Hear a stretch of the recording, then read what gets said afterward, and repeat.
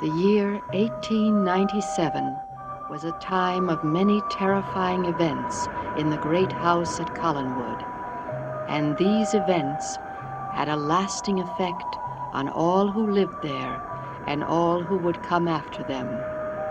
But perhaps no single event was so cruel and frightening as the deliberate plan of one evil man to induce madness in the mistress of the house.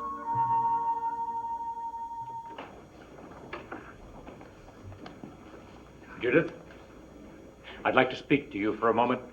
May I sit down? You are the one. What are you talking about? You are the one. I don't understand, Judith. You made Timothy Shaw poison me.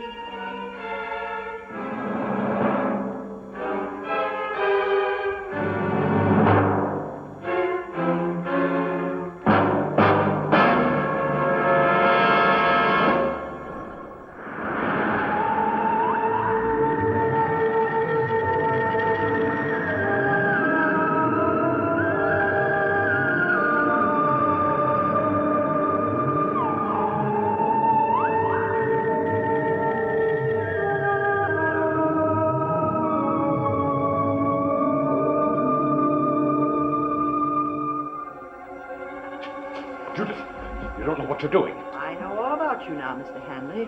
What you did, how you used Timothy Shaw. No, that's not true. You've got to get a hold of yourself. You don't know what you're talking about. You and my husband planned it, didn't you? And thought you could blame poor Timothy Shaw. Judith! Give me that! Oh, let go! What is the matter with you? Are you all right? Yes. But you were quite right. She's gone completely mad. She accused me of being responsible for Mrs. Trask's death. I knew I shouldn't have let you come in here alone. Edward, what's happening here? Evan, what are you doing here? You just tried to kill him, that's what's happening. Kill him? That's what I said. Edward, you can't be serious. You went after him with this letter opener. But I wasn't even aware that he was here. Judith, you're not well. I don't know what it is that's happened to you. Can you remember anything since morning? No, I can't. Well, we'd better call a doctor. No, I don't want to see a doctor. Judith, I'm you're all right. behaving so strangely. I'm all right, I tell you. Maybe I need a little rest. All right, That's then. all. I'll take you up to your bed. Remain here, Evan. I want to speak with you.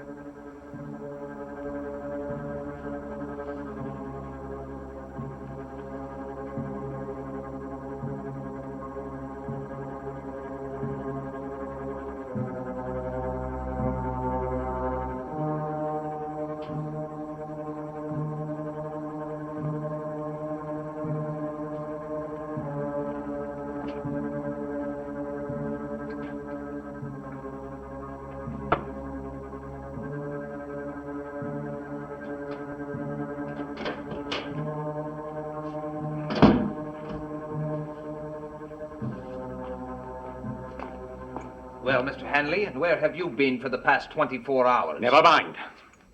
We had better decide what to do about your new wife, and decide quickly. What are you talking about? For some reason, unknown to me, she has imagined herself to be your first wife. And while under that delusion, she accused me of being responsible for her death. Is this some kind of macabre joke, Mr. Hanley? I assure you, it is not. She was like someone possessed. Your brother has taken her upstairs. She seemed to have recovered for the moment, but if this delusion of hers manifests itself again, you and I could be in very serious trouble, Reverend. Is it really possible that she could have been possessed by the spirit of Minerva? I can believe that. Yes. If Minerva's spirit is restless, shouldn't come as a surprise to either of us. If this spirit is a danger to us, it must be silenced. We are dealing with a ghost, Mr. Trask. A ghost that obviously will not rest until it causes trouble for us. Then we must put it to rest. It is easier said than done. But there must be a way, Mr. Hanley. I want you to find out what it is. What's the matter? Nothing. I'm just thinking about something. What? Fear, Mr. Trask. Fear. What are you getting at? Even though your first wife is dead, Judith still has an enormous fear of her. So? Well, perhaps we can use that fear to our advantage. How? By bringing your first wife back to haunt Judith. According to what you've told me, Mr. Hanley, that's already happening. Yes, but certainly not to our advantage. What do you intend to do? I'll explain that when the time comes. In the meantime, I would remind you that Judith has changed her will in your favor. I'm aware of that. If anything should happen to her, you would become master of Collinwood. Your point, Mr. Hanley? Well, I think my point should be very obvious. I mean to be taken care of.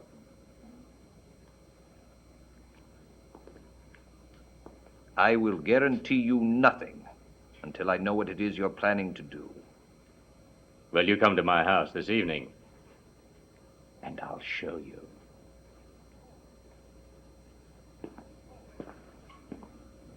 Oh, and bring a picture of your first wife with you. Why? I'll tell you when the time comes. But I will tell you this much now. If my plan succeeds, Judith will never be a problem to you again.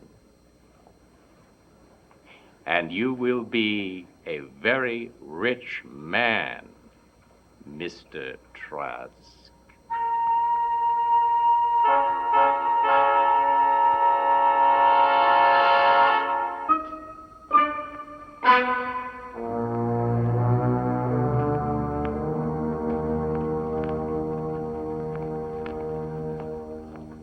Where is Evan Hanley? He left a few minutes ago. I asked him to wait for me. He said he had some urgent business in town, but that he would be home later this evening. Very well, I'll call him later. In the meantime, I want to have a word with you. About Judith, no doubt. Yes? Edward, I think it should wait until after I've had a chance to talk to her. I will speak with you now. It cannot wait. Very well. What do you have to say? I may as well come directly to the point. I want you and Judith to have this marriage annulled. Annulled? We may as well not deceive ourselves. We both know that this marriage is a disaster. Judith was never suited for marriage. She never will be. And have you always decided what is best for her and what isn't? I know my sister better than you do. Why do you suppose she's never married till now? I don't know, and I don't care. The fact is, I love her. And I intend to do everything in my power, devote every moment of my time to ensure that she is well and happy. Now, if you will excuse me, Edward.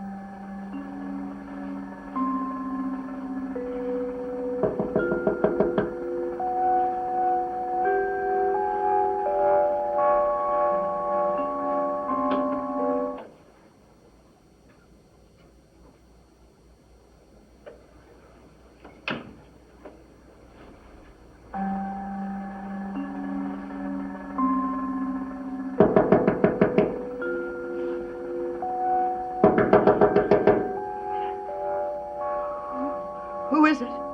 It's Gregory, darling. Open the door. Did you knock a moment ago? No, why? Someone did, and when I went to the door, there was no one there. Well, perhaps you just thought you heard none. Oh, Gregory, I'm so glad you're home. So am I. Your brother Edward just gave me quite a scare. What do you mean? Hasn't he told you? Told me what? Well, he's apparently very concerned over your state of mind. there's no reason to be. That's what I told you. Had a disturbing dream, but there's nothing wrong. Now, I didn't say I agreed with him, did I? No, you didn't. Then stop being so upset. I'm not myself today. If it has anything to do with me, I wish you'd tell me. It has nothing to do with you, Gregory. Well, whatever it is, we shall face it together. Now, you must not be afraid, Judith. You must not be afraid. I'm not afraid as long as you're with me. You will stay with me, won't you? Of course I will. Oh, I do have to make one more trip to the school. But I shall be back as soon as possible. And then I will stay with you, I promise. I'd be miserable without you.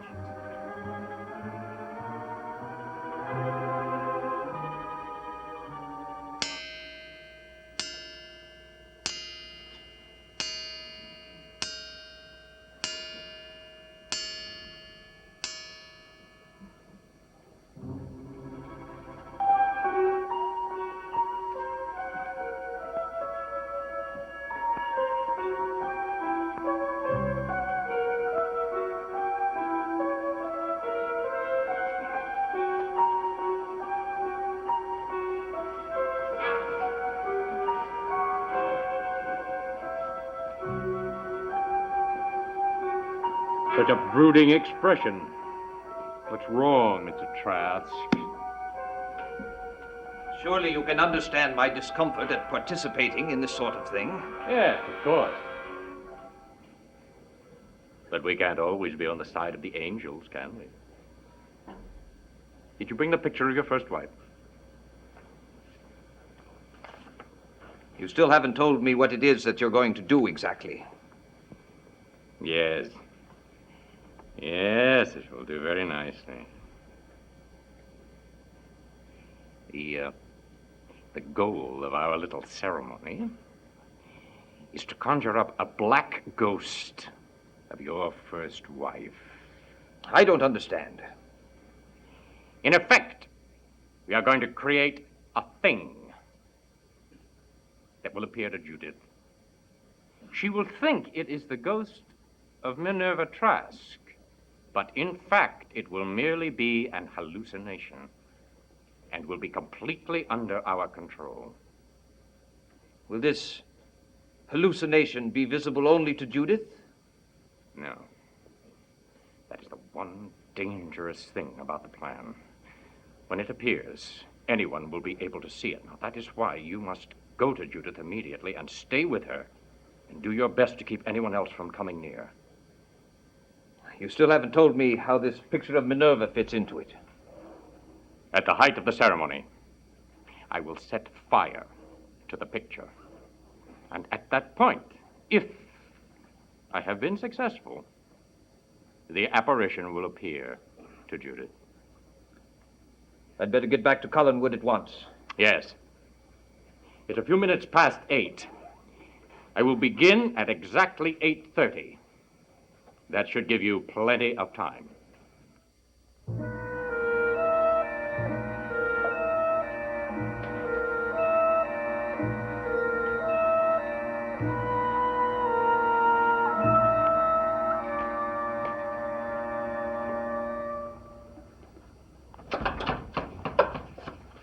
How is my wife?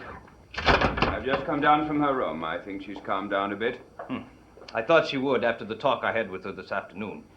I'll go up and see her. Oh, before you go, would you come into the drawing room for a few minutes? I want to ask you some questions. Edward, I don't want to leave her alone any more than is necessary. Well, this won't take long. Very well.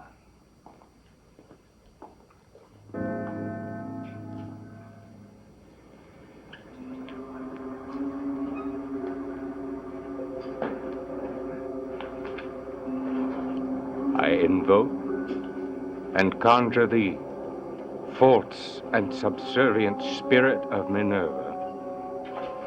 Do thou forthwith appear and show thyself unto Judith Collins, wherever she may be, in a fair and human shape, without any deformity or horror.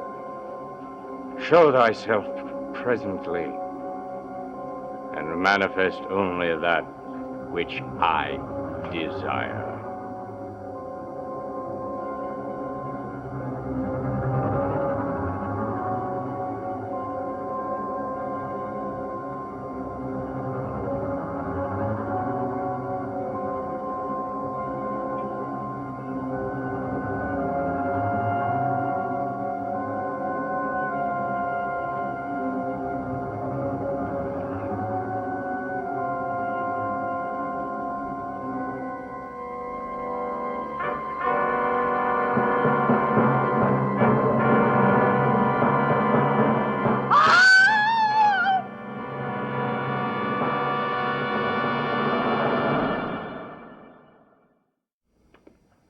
The most curious and disturbing thing about Judith's behavior is what she said to Evan Hanley.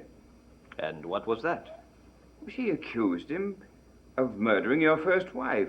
Why on earth would she make such a fantastic accusation? Considering the state of mind she was in, Edward, I don't think she needed a reason. You yourself said she was completely irrational. Gregory! Judith, what's the matter? Oh, thank the Lord you're home. Well, I told you I would be home early, don't you remember? Yes, of course. Judith, you're trembling. What's wrong? Oh, nothing. It was just a slight chill in my room. Edward, I would like to speak to Judith alone. Would you excuse us, please? Come, my dear.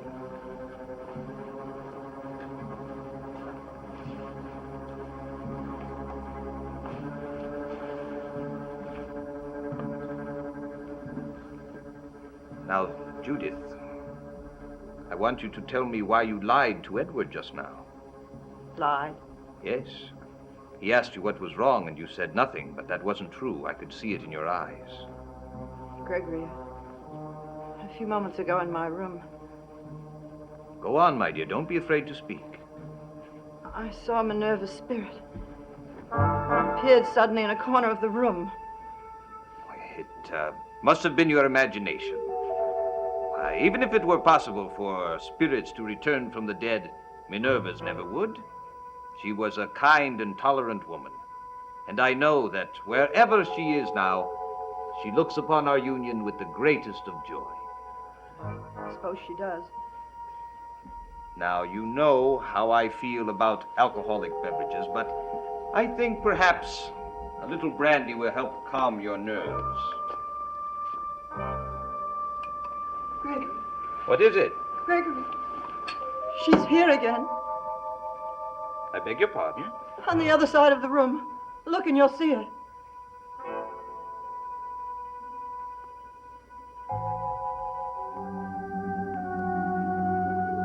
Why, Judith, there is no one in this room but us. But you must see her. She's there in that chair. Judith, it is all in your mind. No, it can't be. But it is. Now, I want you to look at me. Judith, I want you to recall what I told you this afternoon about being afraid. I remember that. Now, let me finish. For some reason, the memory of Minerva is dominating your thoughts when you should be thinking about us and our future together. Now, if you think about that, everything will be all right, I assure you. Now, that's what you want, isn't it? Yes, very much. Good. Now then, turn around and look across the room. Go on. Turn around and tell me what you see.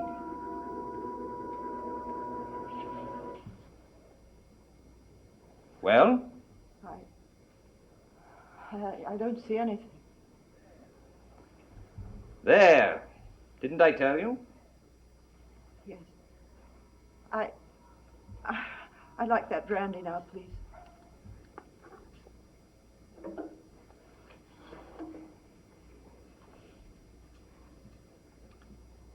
You are still very upset, Judith.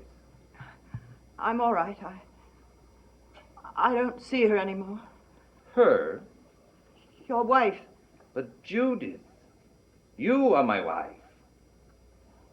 Now I want you to keep telling yourself that. I am Mrs. Trask. I am Mrs. Trask. I want you to say that. Now come, Judith. My students don't hesitate. I'm not feeling well. You should rest. You must go up to your room now.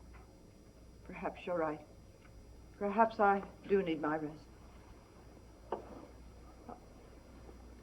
Aren't you coming with me? I have a few things to do down here. Can't you do them later? Now, come, Judith. You sound as though you were afraid to go up to your room alone. You're not afraid, are you? No. No, of course not.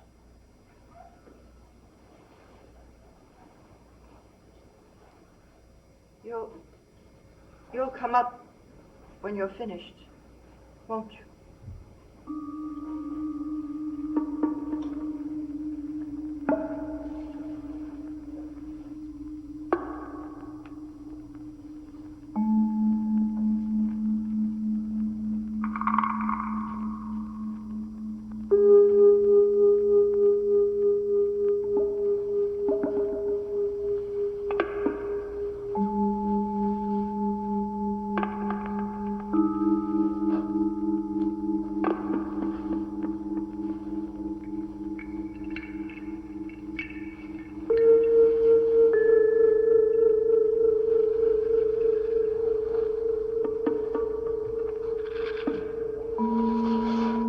Don't come any closer. Don't come near me.